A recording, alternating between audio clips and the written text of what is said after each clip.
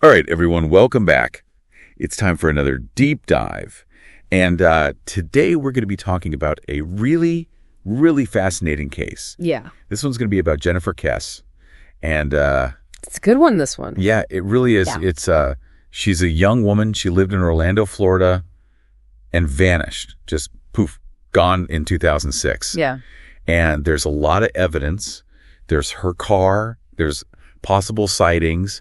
But the case, it just went cold. And it's like a puzzle with all these pieces. It is. But they just don't fit together quite right. Yeah. You know what I mean? So that's what we're going to be talking about today. Absolutely. We're going to be looking at why this case, with so many potential leads, has just stayed unsolved all these years. Well, I think that's one of the things that makes this case so fascinating because it is a prime example of, even with all the evidence you can have, sometimes those pieces just don't quite fit together and you're left with more questions than answers. Right. So let's start at the beginning, right? Let's paint a picture of Jennifer's life before she disappeared. So she was a 24-year-old finance professional. She was doing well for herself, seemingly happy. She had just bought a condo. It was the mosaic at Millennia. Exactly. And the last anyone heard from her was a phone call with her boyfriend on the night of January 23, 2006. And everything seemed totally normal, just a regular evening. But then the next morning, she doesn't show up for work. Right. Which is just a huge red flag, like in any missing persons case. Huge. Something's wrong. Yeah, definitely. And that's when her family went to go check on her. And what they found at her condo was just strange. Right. It wasn't like it had been ransacked. There was no sign of a struggle, but her car was gone. So like she just walked out the door and then just disappeared. Yeah, just vanished into thin air. So, okay, her car was gone. We know this. It was a black Chevy Malibu, right? That's right. And then it turns up a couple of days later, like 2 days later, in a parking lot, not too far from her condo. Right. And you think like, okay, that's got to be a break in the case, right? Absolutely. There's got to be surveillance footage, fingerprints, something. Yeah, you would think. Right. And there was surveillance footage. Okay. But it was grainy. And the person who's walking away from Jennifer's car, you can't really see them. They're blocked by a fence post. And you have to remember, back in 2006, surveillance technology was not what it is today. We're talking analog cameras, limited resolution. It's like trying to identify someone from a blurry photo taken on one of those old flip phones. Oh, I see. You know? Yeah. It was so frustrating for investigators and, of course, for her family to be that close to a lead, but still so far away. I bet. And you add in this whole other layer, too, of the fact that Jennifer had mentioned, like, she was a little concerned about some of the construction workers at her complex. Yes. She said she felt uncomfortable, like she was being watched. That's right. I've seen that come up a lot, actually. I can imagine. Like in online forums about this case.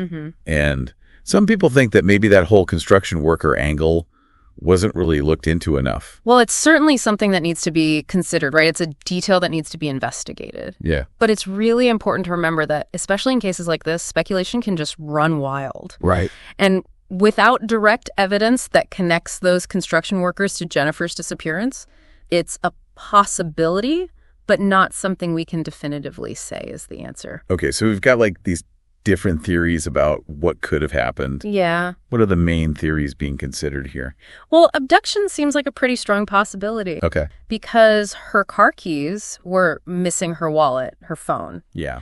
And that suggests she might have had all that stuff with her when she left her condo. Right. So it would make sense if someone forced her into her own car. Yeah, but her condo itself doesn't really support that theory, right? Right. Because there's no forced entry, no signs of a struggle. Exactly. And that's why the other big theory is that maybe somehow someone got into her condo and took her from there. Yeah. And this is where things get really complicated and murky. Was it someone she knew?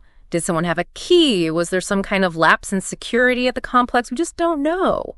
There's just so many questions. So many. And after all these years, it's incredible to think that Jennifer's parents, Drew and Joyce Kesse, they just never stop. Yeah, definitely. Fighting for answers. They have been amazing advocates for their daughter, and their dedication is remarkable. Yeah, they haven't let this case just be forgotten. No, they have not. And in 2019, they won the legal right to access Jennifer's entire case file. Yeah. Which seems promising, but we've seen cold cases get reopened with a lot of hope, and then they just hit more dead ends. It happens, yeah. So are you really optimistic about these files leading to something real concrete? Well, I've seen enough crazy twists and turns in my career to know that you can't rule anything out. Sometimes it's the tiniest detail A piece of information that seemed completely irrelevant at the time that ends up cracking the whole thing wide open. Really? Oh, yeah. I can think of a case a few years back where they found a receipt for a pack of gum. What? Yeah, in a suspect's car. Okay. And that receipt placed him at the scene of the crime. Wow, that's wild. Yeah, so you never know. There's always hope, even after all this time. Yeah, that's true. And especially with people like Jennifer's family who were so dedicated to finding answers, I believe there's still a chance that one day we'll find out what happened to her. This case, it just stays with you. Yeah, definitely.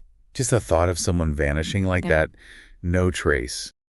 Thanks for joining me on this deep dive. It's been a tough one, but an important one. Absolutely. And to all our listeners out there, stay safe, stay informed, and as always, keep those critical thinking caps on.